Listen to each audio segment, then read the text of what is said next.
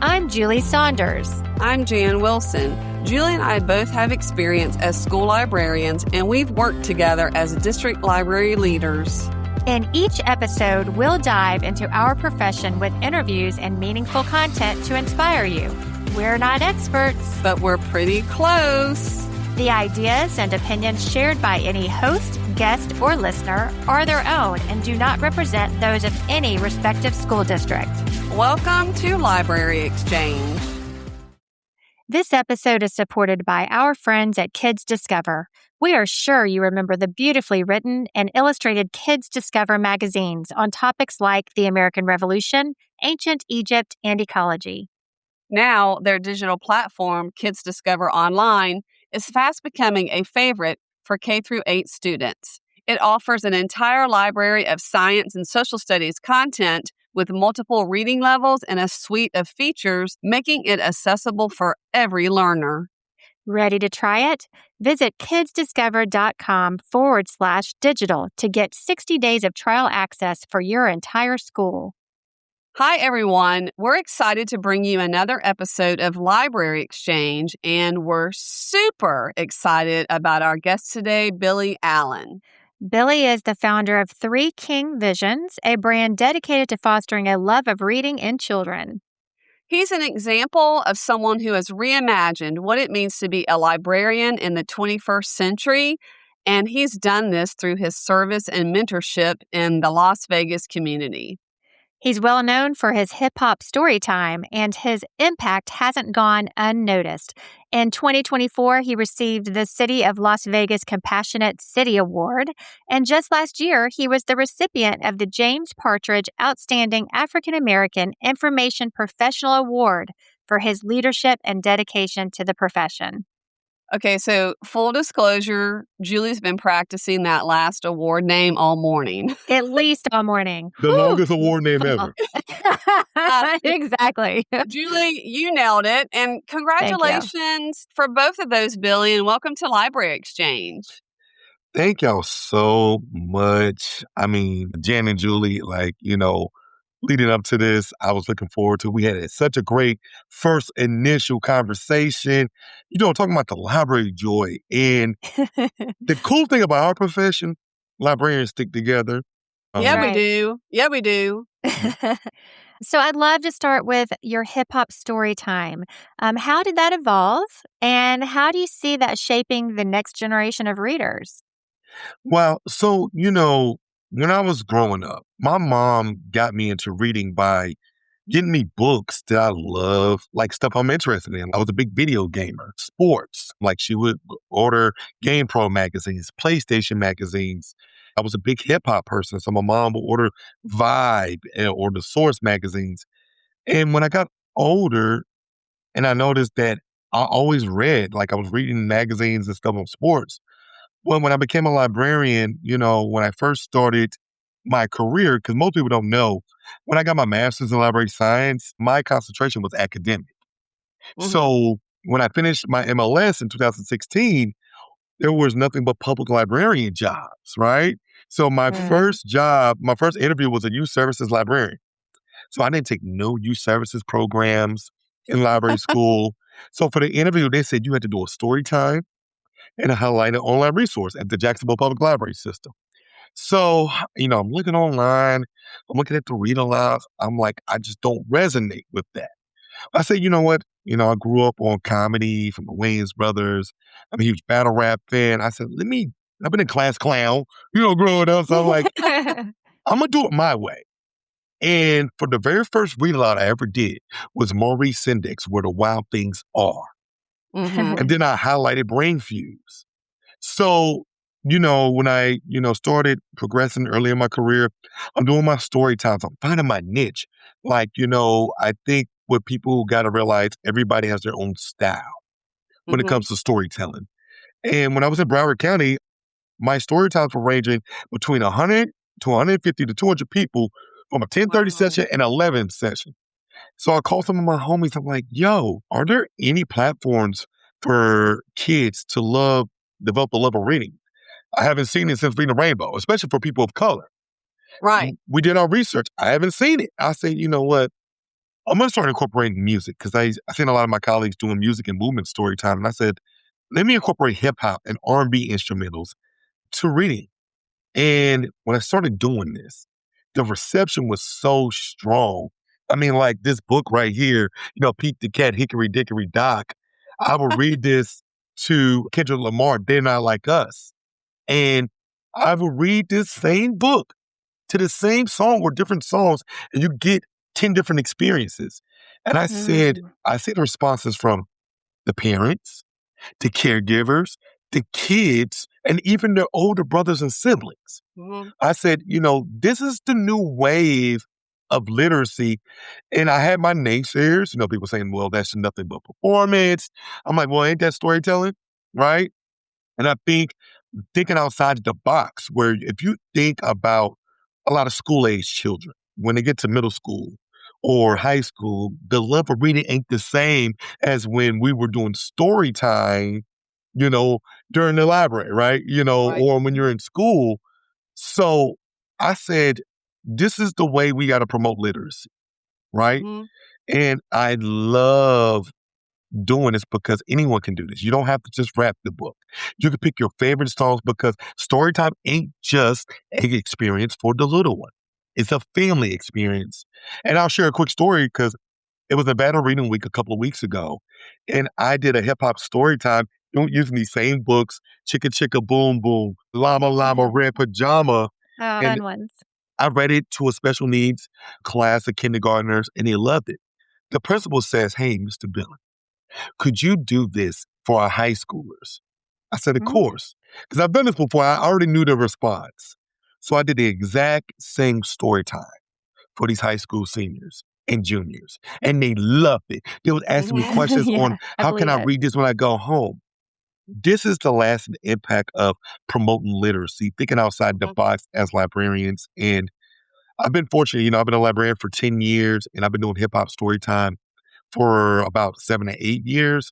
And I'm still mastering my craft, but this is an untapped lane. It is music and movement and story time.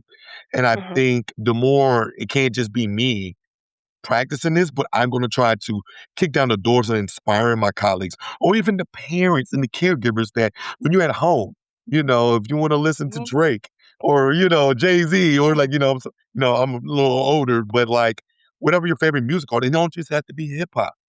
It could Right. be alternative music, country music, but read to music because we all love music, right? Mhm. And have fun when it comes to reading. Yeah, I literacy love doesn't have sorry, to go be ahead. quiet. Yeah, literacy doesn't have to be quiet. Yeah. Well, I love how you just say that each person during your story time comes away with a different experience, a different Yes. Mhm. perspective from it. So when the adults were bringing their children to your story time, what do you think the impact is on the adults? Because you got to think about it because every community, every library you work at is different because the Mhm. community is different.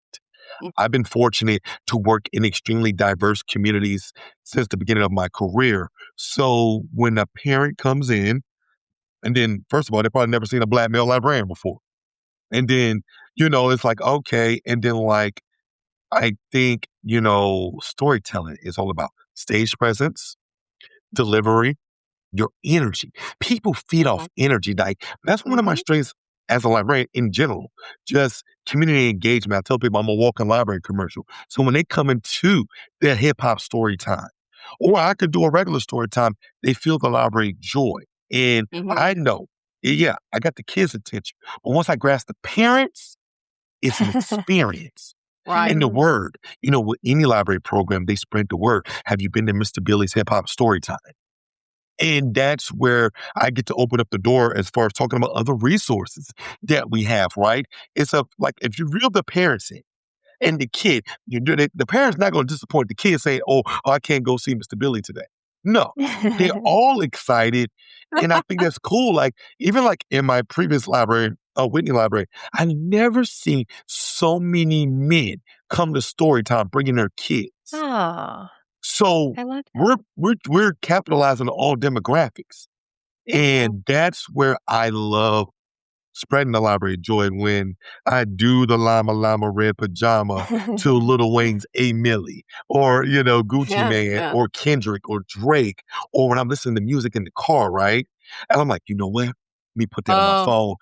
I'm going to do that story time today. That's my creative process. Like I am, and it's like for librarians that's watching this, you are artists because we're so creative. And I'm so thankful that Kelvin Watson, my whole career, has supported Three King Visions and never Mhm. put the clamps on me pushing this, pushing the message of hip hop and literacy. And I'm just forever grateful to be a librarian. Billy, I'm just going to take a stab here and say that you don't have any trouble commanding a room. Am I right? Um, It's think about it. Think about it, Jan and Julie. Storytelling, is public speaking. mhm. And Yep. people, I try to break it down to that because we all had managed library staff members that they go into the story time room, they're a completely different person. You see the personality, then they get back on the desk. It's like, Yeah. hold up, that's not the same person. Versus, when I do my story time trust, I'm gonna listen. I want you to activate your personality, activate your Mhm. community because it's customer service still. You want people to feel your energy when you leave the story time room so they can be like, wow, this person is super engaging. So I'm comfortable being myself. Like the storytelling has improved my confidence. I never struggle with confidence, but when we talk Mhm. to strangers all the time, because regardless of my regulars, I treat my story times as if no one has ever seen a hip hop story time with Mr. Bill. Because I want to Mhm. provide that positive experience. I want you to feel the joy when I say llama llama red pajama, listen quiet for his mama. Like, I mean, you can tell I memorized the book, but like this is the energy that we as librarians have to convey anytime a customer comes into our library or patron. And now a word from our sponsors.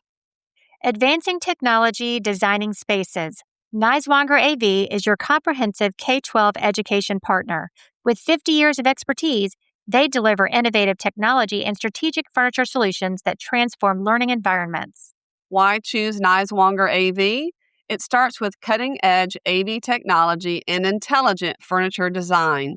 Their value extends far beyond the products. They use a consultant driven approach backed by a family owned commitment to excellence.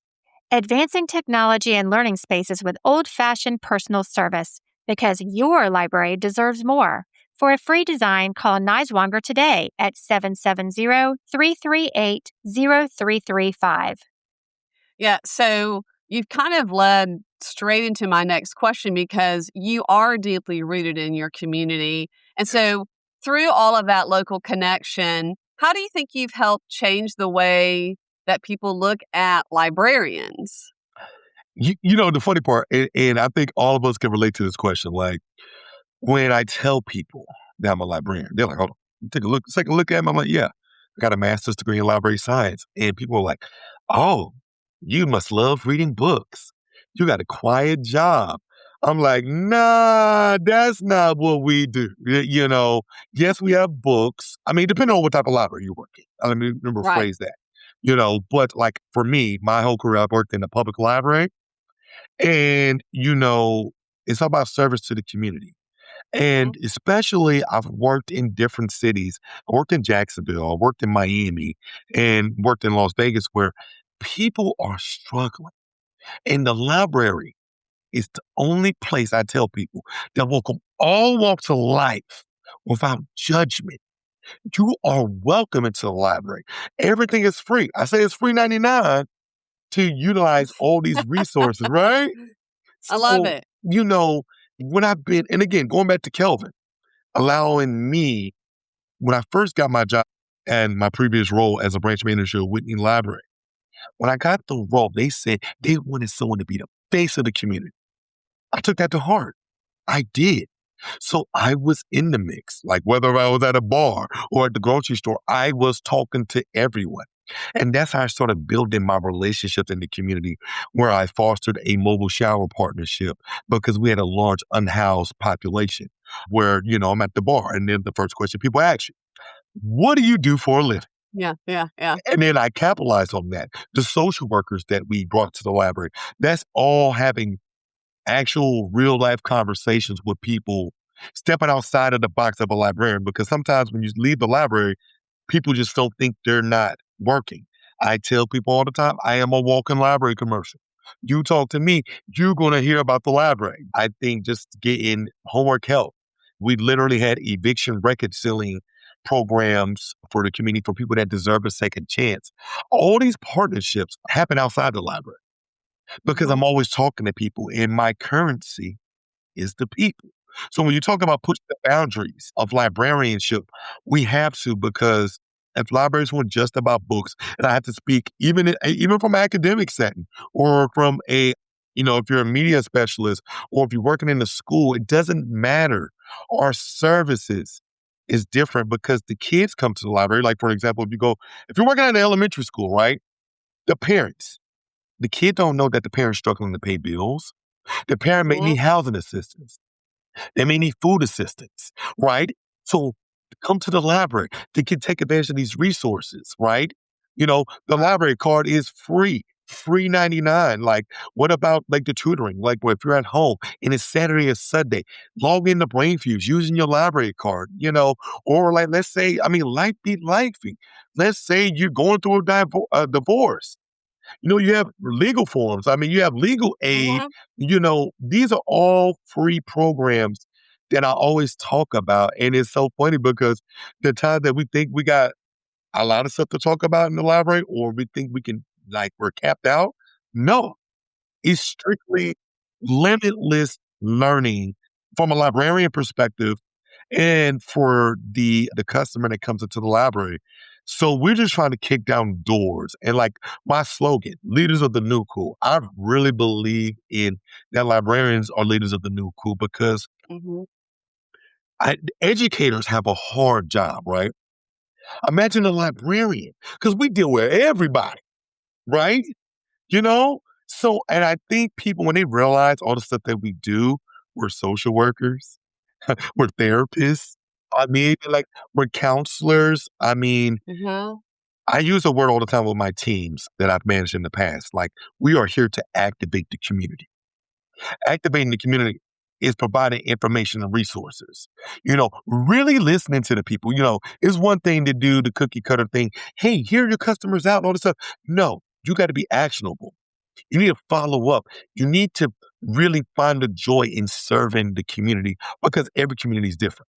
So, Billy, there was a couple of things that I just wanted to reiterate that you said in that commentary. One was limitless learning, which is a great combination of words to describe libraries, and also the fact that really we do as school and public librarians, it really is social services, right? And you're talking about all the different types of services, and almost like you're the psychologist, you're the career counselor, you're all these things, and honestly, it is. We're in the social services business to help people access limitless learning. And Yeah. that's a common thread between public librarians and school librarians that I think is important. That's why it's important to have that partnership with your public librarians if you're a school librarian. Especially when you talk about outreach, because a lot of times, even if you think about it from that perspective, we're developing a relationship with you where, if we got a program or you need me for career day or whatnot, yeah, I'm coming to talk to the students, but the kid's going to run back and tell the mom or the dad or the caregiver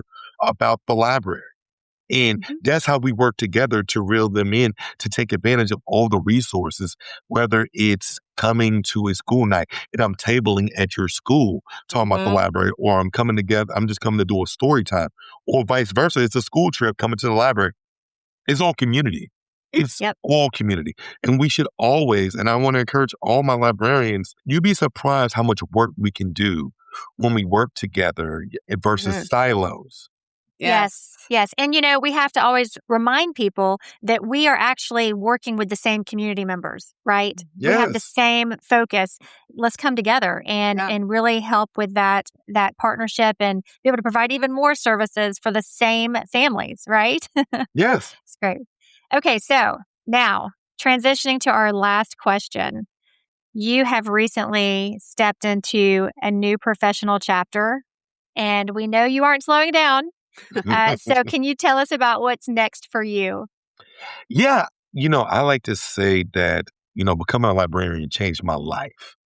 And in my experience of 10 years as a librarian, I have learned that I'm pushing the boundaries. We are pushing the boundaries of what librarianship means. So I recently resigned from my role as a branch manager here in Las Vegas to fully take advantage of my platform, Three King Visions, where I want to expand the love of reading by, doing my hip hop story times, doing story times, visiting schools, but also I do more than that. I am a youth advocate. I'm a public speaker, a motivational speaker where, I could come to the schools or come to the rec centers or the summer camps to talk to the middle schoolers, the teens, where one my signature event at my library has been the Teen Empowerment Summit. I know how to elevate the game and the mentality of teens and tweens because a lot of times people don't understand representation is so important. I've literally have built an entrepreneurial background while serving the community. So, and really betting on myself, I've had a lot of success doing this part time while running a whole library, serving the community.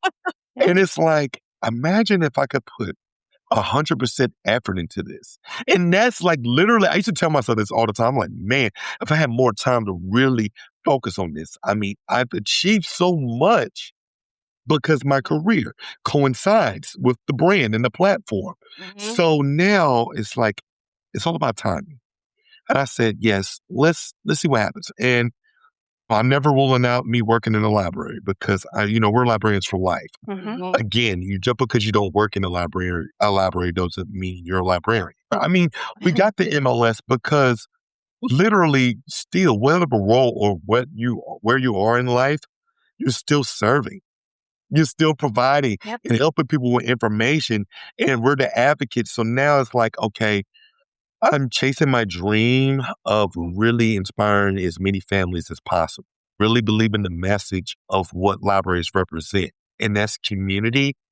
Yes, now I can push, and change the narrative that we're not put in a box, that I need to just sit behind that desk. I need to just manage. I need to do this now. Let's manage my career to leverage advocacy for literacy. And Mm. I'm gonna lie, ladies, I'm on a mission. Um, You sound it. I can hear it. I can Yep. hear it. We're rooting for you, Billy, Yes. and we're grateful for your time. I want to give you the opportunity for everyone listening or watching who wants to bring some of that hip hop librarian or you as a mentor or you as a speaker to be able to get in touch with you virtually or in person. So how can they follow your work or contact you? well, let me say it again, Jen and Julie, thank you so much for having me on your platform. I'm really honored and humbled. I mean, we've had great conversations off camera. You can follow me on all social media platforms at Three King Visions. If you're a school, your camp, your library, if you want me to come to your library to do hip hop story times, I am available for bookings. You go to threekingvisions.com. If you want me to talk to the teens, the tweens in a workshop or any professional development, or, I'm a youth coach, please reach out to me. Go to threekingvisions.com, shoot me a DM. I'm highly accessible. Follow me on Instagram at Three King Visions. I'm on TikTok. This is what it's all about, supporting each other. And I just want to continue to spread that library joy. And I'll be doing this until I'm 85 years old. Well, we've enjoyed talking to you. Thank you so much. Oh, yeah. As librarians, leaders of the That's new it. cool. That's right. We've exchanged ideas, and now it's time for the recap. So, it was really great to hear about Billy's professional life journey from reading all different types of formats from his favorite topics as a child to landing his first youth services public library job. Mm-hmm. Who knew how the creative storytime sessions would resonate so much with his community? Yes, we need to be thankful that his first job interview required him to do a read aloud because look at him now. He had to do a little digging for that. Yeah. Listening to him, Julie, just makes me so happy. he really took it to heart when he was told, hey, you need to be the face of the community. And then he turned to his staff and said, we're here to activate the community. I mean, and then when he says, it's free 99 to come into the library, or if you want to get a library card, it's free 99. I love that. He's just one of those people who naturally draws you in when he speaks, and his focus is the lasting impact of literacy. And his passion is infectious because now when I'm listening to music, usually when I'm driving, I think, hey, this song has a great beat for a read aloud. I'm gonna try it out with my little niece and nephew. I love that. So he really makes reading fun by just adding the different types of music with his story time. That hip hop story time really allows the community members to experience that library joy he was talking about. Julie, I do a little research about combining music and reading, and there's a lot out there. The one common thread is when you pair music with a read aloud and incorporate movement, all parts of the brain are firing. Like, boop, boop, boop, boop, Yeah, I like that. And then when a child is with a parent, a family member, or an adult at the story time, or anytime a parent's with a kid when they're learning, that bond positively impacts the child's attitude towards reading. And boy, do we need our young kids to connect with that. Yes, definitely. So I love how even when he's out in the community, he's a walking library commercial. Yes. I love that. I think most librarians are surprised how much marketing it actually takes to influence the public perception of the public and school libraries. We really all need to make sure we're communicating the quality services and limitless learning, as he called it, that our libraries provide whenever we can. Yes. I started thinking, should we change some of our spaces to be called like limitless learning spaces? I just like it. That's creative. I like it too. So, Julie, what's the date for this episode that we're releasing right now? I believe it's May 4th. No. May 11th. I'm catching you off guard on purpose. Is it, I don't know. What's the date? What's 2 weeks from May 4th release? May 18th. Okay, good. And then how many years have we known each other and worked together? It has something to do with May 18th. Okay. Just 2000. No, it's just May 18th. Is that your birthday, Jan? It's my birthday. Oh my gosh. You guys, of course it's your birthday. The most important day of the year. Of course, you guys, I just want to say, further proof that Julie and I are not friends. We're just co-workers. I just have a real hard time remembering birthdays. Don't hold it against me. All right. So you guys, check out Three King Visions on Instagram and TikTok, and threekingvisions.com for information about the programs he offers. Thanks for listening, and we'll be back June 8th, and it's summertime. Woohoo! Make sure to visit our website at www.libraryexchangepodcast.com. You'll find episode notes and links. You can even submit your questions or inspiring stories that may be featured on the podcast. If you're looking for some swag for your library or book-loving friends, visit libraryexchange.etsy.com. That's a lot of URLs, so I'm glad you had to say all of that, Julie. Thanks for joining us. We can't wait to have you back for our next episode of Library Exchange.